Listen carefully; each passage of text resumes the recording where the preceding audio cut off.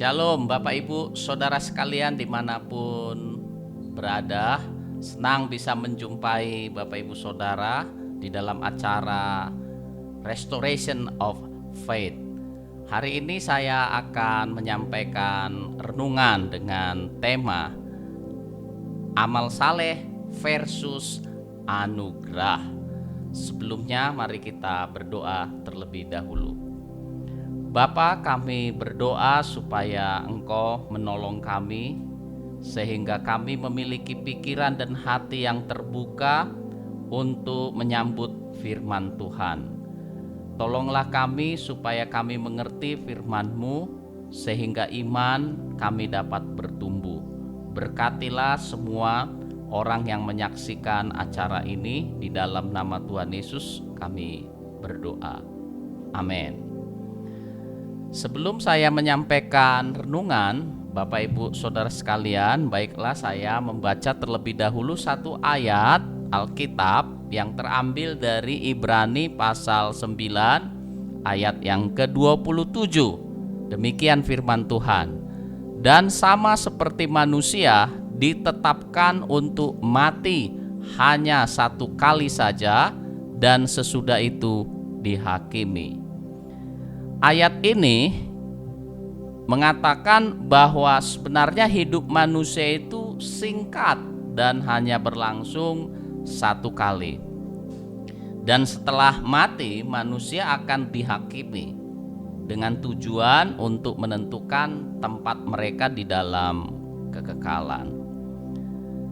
Apakah nanti mereka akan di sorga bersama-sama dengan Allah atau dihukum kekal di neraka?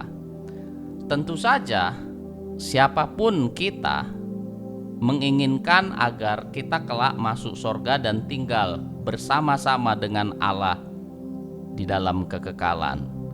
Pertanyaannya adalah, siapakah orang yang akan masuk sorga? Ada dua kriteria yang memungkinkan seseorang bisa masuk ke sorga. Yang pertama, orang itu haruslah tanpa dosa.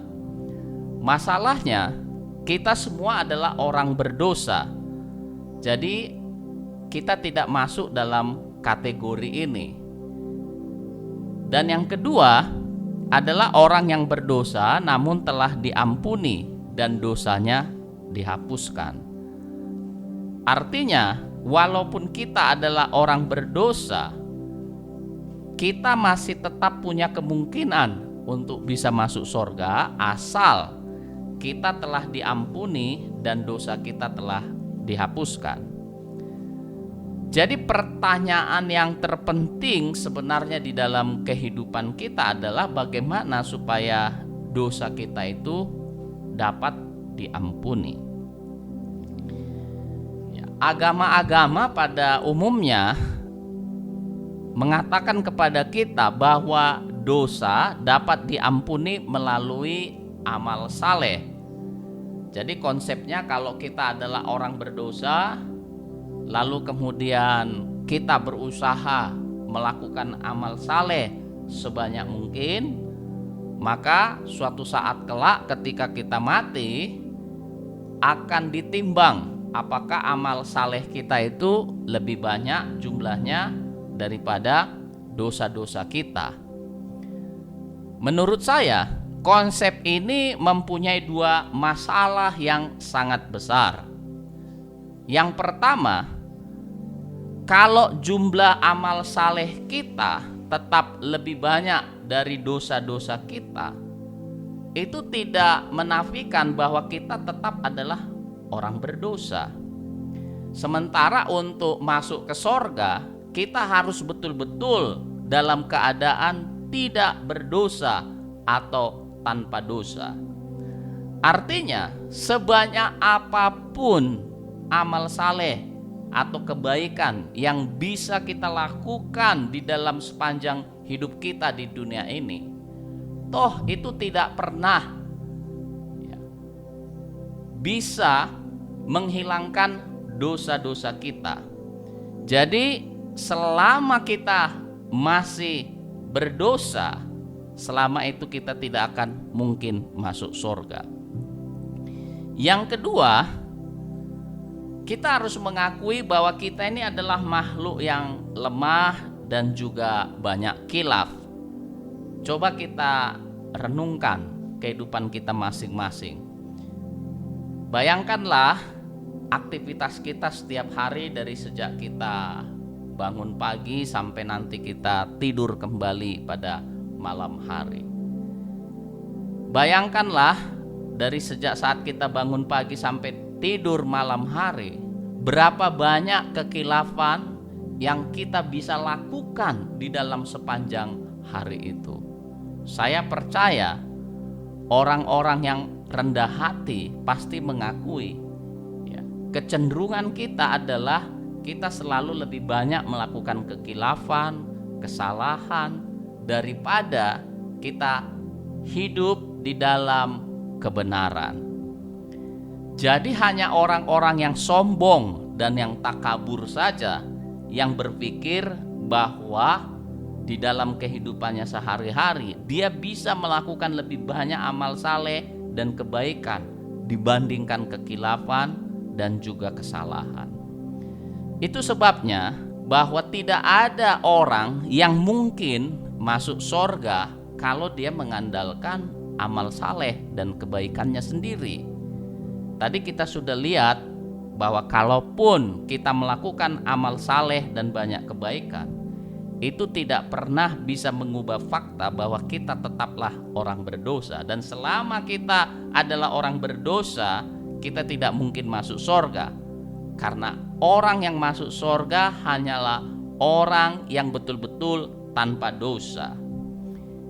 Dan bukan saja itu, kita adalah makhluk yang lemah dan melakukan banyak khilaf, sehingga tidak mungkin setiap hari kita melakukan lebih banyak amal saleh kebaikan dari khilaf kita.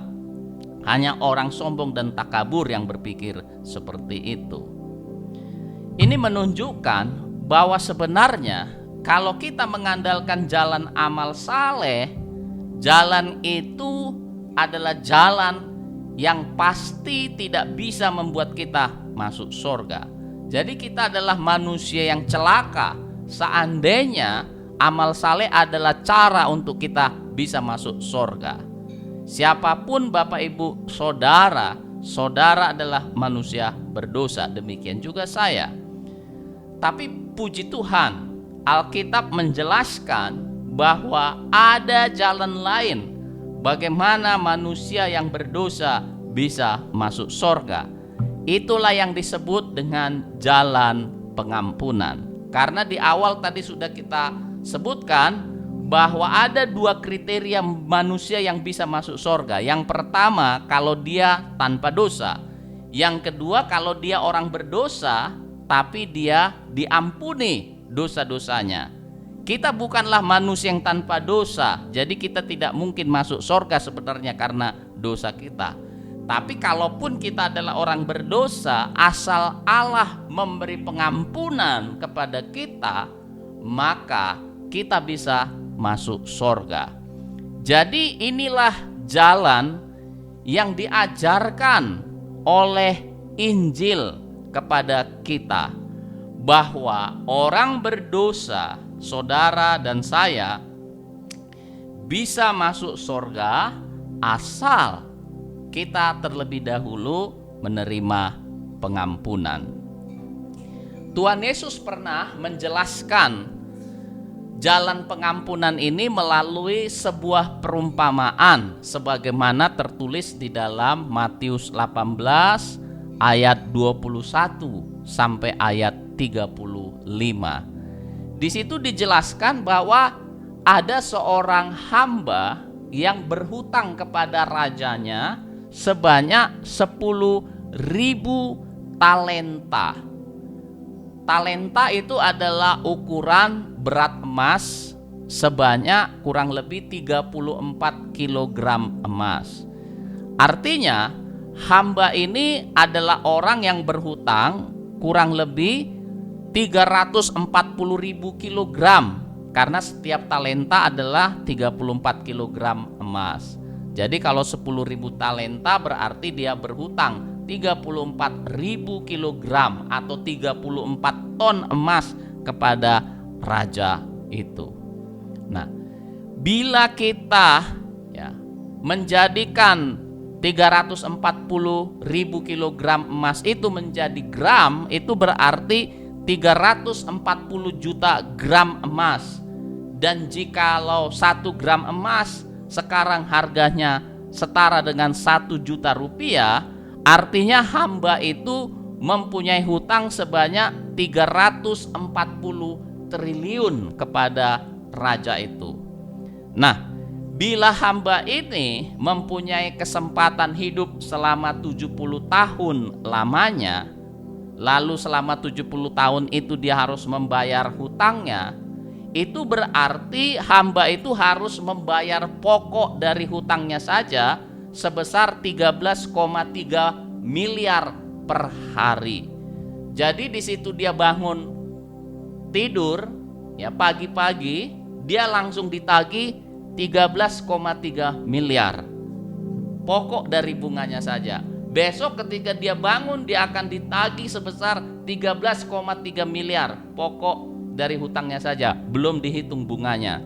Jadi bayangkanlah beban yang begitu besar yang harus dia tanggung seandainya dia masih bisa hidup selama 70 tahun dan selama itu dia diberi kesempatan untuk coba melunasi hutangnya. Hamba ini berpikir bahwa dia sanggup melunasi hutang-hutangnya kepada raja itu. Tapi sebenarnya tidak mungkin dia bisa melunasi semua hutang-hutangnya. Nah, karena itulah raja yang meminjamkan hutang itu kepada hamba itu melihat bahwa karena tidak mungkin hamba itu bisa melunasi hutangnya, satu-satunya jalan keluar yang diberikan oleh raja itu adalah dengan memberikan pengampunan atau menghapuskan hutang dari hamba itu.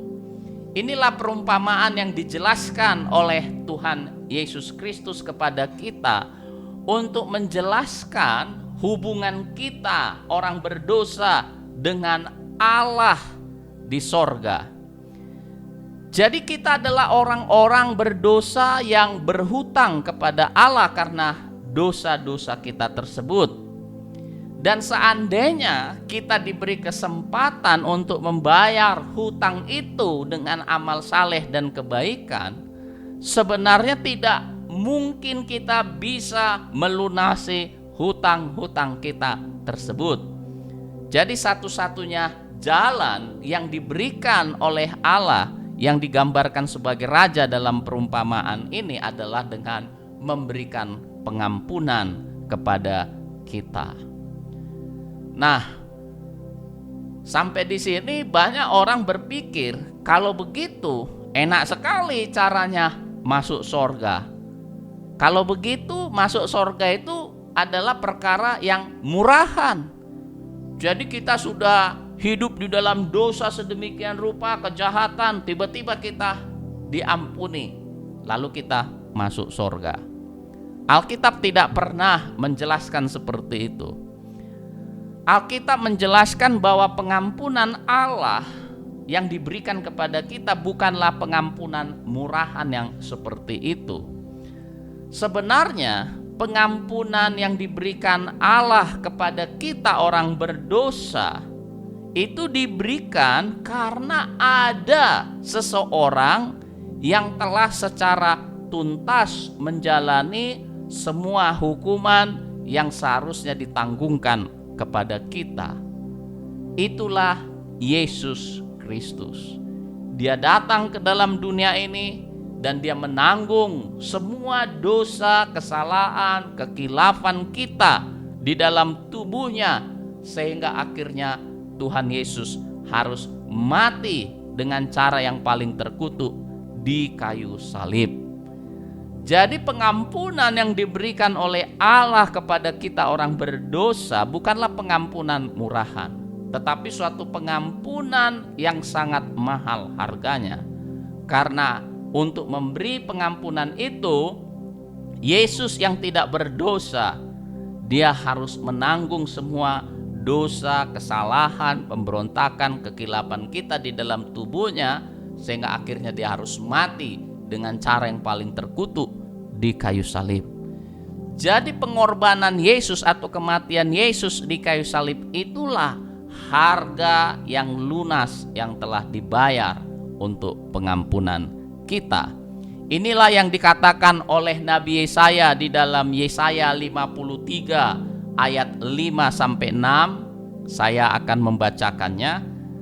Tetapi dia tertikam oleh karena pemberontakan kita, dia diremukkan oleh karena kejahatan kita.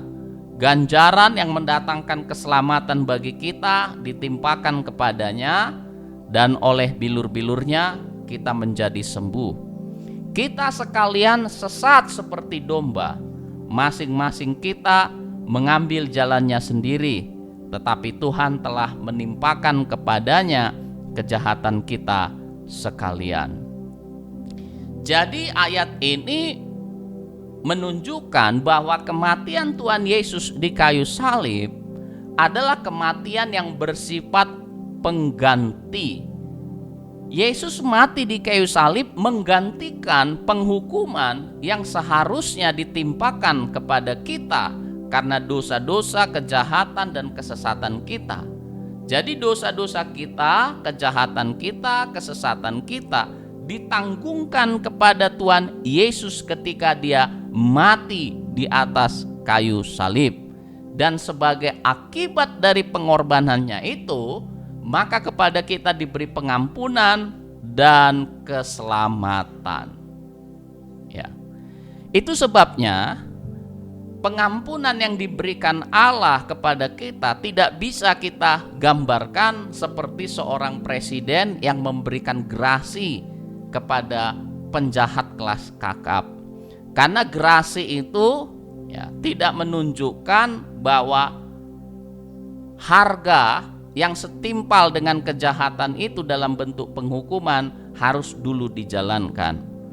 Sebab ketika orang yang melakukan kejahatan mendapatkan grasi, hukuman akibat kejahatannya tidak dijalankan terlebih dahulu sepenuhnya. Jadi Allah tidak memberikan pengampunan murahan. Ada orang, yaitu Yesus, yang telah menggantikan hukuman yang terlebih dahulu harus ditimpakan kepadanya. Itulah harga yang harus dibayar, sehingga akhirnya pengampunan diberikan kepada kita. Dan inilah jalan satu-satunya yang bersifat pasti bagi saya, bagi Bapak Ibu Saudara dimanapun berada. Kita adalah orang-orang berdosa, dan inilah jalan di mana kita memperoleh pengampunan dan keselamatan. Dan ini satu-satunya jalan yang bersifat pasti. Amal saleh bukanlah jalan untuk saudara menerima keselamatan dan sorga. Hanya pengorbanan Tuhan Yesus. Itulah sebabnya mengapa berita tentang pengorbanan Tuhan Yesus atau Injil itu disebut sebagai kabar baik. Inilah kabar baik yang harus diberitakan kepada semua orang di seluruh dunia ini, bahwa orang-orang berdosa sekarang mereka bisa mendapat pengampunan kalau mereka percaya pada pengorbanan Tuhan Yesus di atas kayu salib.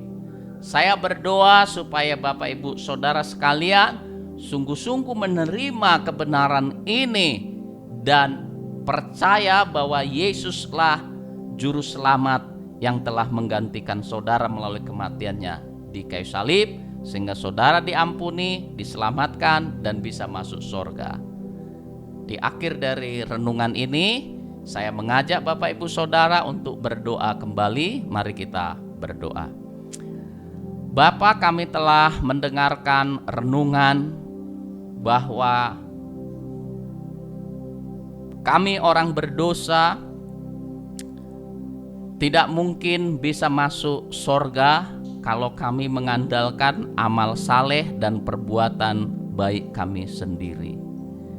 Kami orang berdosa hanya bisa diselamatkan dan masuk surga kalau Engkau memberikan kepada kami pengampunan atas dosa-dosa dan kesalahan kami. Dan pengampunan yang Kau berikan bukanlah pengampunan murahan, bukan pengampunan yang diberikan begitu saja, tetapi pengampunan yang Kau beri adalah suatu pengampunan yang sangat mahal harganya, karena Yesus harus menanggung hukuman yang seharusnya ditimpakan kepada kami atas dosa dan kesalahan kami itu. Itulah sebabnya Tuhan Yesus harus menderita, mati dengan cara yang paling terkutuk di atas kayu salib. Sebab upah dosa adalah maut. Itu sebabnya Tuhan Yesus harus mengalami kematian untuk menyediakan jalan supaya kami bisa diampuni. Kami bersyukur untuk kesediaan Tuhan Yesus yang rela mati di kayu salib. Kami percaya Tuhan Yesuslah juru selamat yang telah menyerahkan nyawanya bagi kami sehingga kami orang berdosa bisa diampuni dan diselamatkan. Kami menerima pengorbanan Tuhan Yesus sebagai harga untuk kami diampuni dan diselamatkan. Kami bersyukur kepadamu Bapa, dan kami menerima Yesus di dalam hidup kami sebagai Tuhan dan Juru Selamat. Di dalam nama Tuhan Yesus kami telah berdoa dan mengucap syukur. Amin. Tuhan memberkati.